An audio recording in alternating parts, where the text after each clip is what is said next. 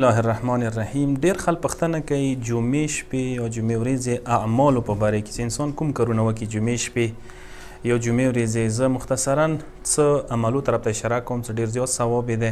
ټول اول شی دی چې جمعې شپې عملو کې راغلی دی چې انسان کوم تسبیحات اربعه دي خو هغه کې البته داسې طریقې څخه پکار دی انسان وایي سبحان الله، الله اکبر، لا اله الا الله.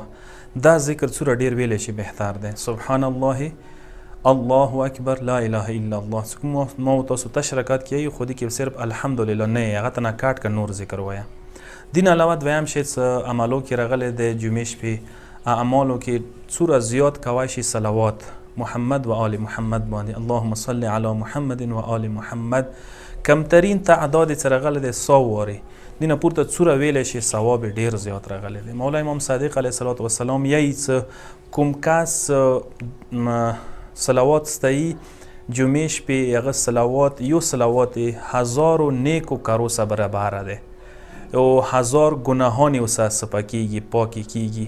هغه نه علاوه انسان ته پروردګار عالم د 1000 درجې مقامات ورکوي پروردګار عالم او مستحب دی چې دغه صلوات انسان جمعرات مازدیګر المنځ نه بعد جمعرات مازدیګر المنځ نه بعد شروع کی انسان یی جمعې ورځې غروبه پورې دا صلوات څومره زیات استوای شي بهتر دی خو کم از کم 100 وارې څه وستی ډیر زیات ثواب دی.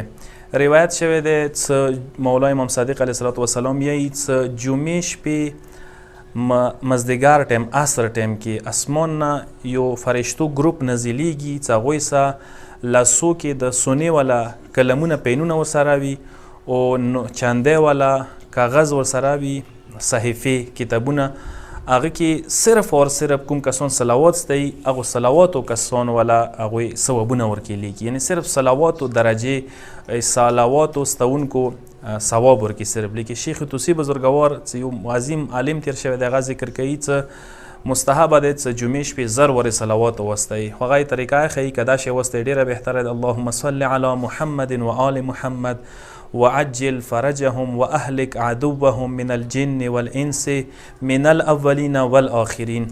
دین علاوه یو عمل چې جمعې شپې ثواب زیات دی اجر زیات دی صدقې ورکول دي یا جمعې ورځې ورکړي یوه صدقه یوه روپۍ 1000 سره برابره دی.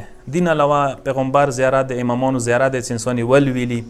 هغه نه علاوه استغفار دی کم از کم انسان وایي استغفر الله و اتوب الیه یا استغفر الله ربی و اتوب الیه. جمعې شپې عملونه یو عمل دا دی چې انسان دعای کمیل ولولي څه اکثرو مسجدو کې منبرو کې الوستای شي او هغه نه علاوه څه سورې دي قرآن والا چې هغه جمعې شپې زیاتې ثواب دی. هغوی نه مثلا یوه سوره اسراء دی بنی اسرائیل نام وته یا سوره کهف ده. هغه نه علاوه سوره شعرا ده، سوره نمل ده، سوره قصص ده چې انسان ولولي، سوره سجده ده او سوره یاسین ده. دین علاوه سوره صاد ده، سوره احقاف ده، سوره واقعه ده چې ډیر زیات فضیلت راغلی، سوره حامیم سجده ده، سوره حامیم دخان ده، سوره طور ده، سوره اقتربت للناس ده سوره ده، سوره جمعه ده او که نوری نشي لوستی کم از کم یوې سورې ډېر زیات ثواب دی چې هغه سوره واقعه بللی شي. کم از کم انسان په کار سوره واقعه ولولي لکه څنګه حدیث کې راغلی دی مولا یی چې سوره واقعه چې څوک لولي هغه د ټولو بندگانو محبوب جوړیږي خلکو نه به ګران وي او تنګ دستی غربت فقر نه به هغه ووځي.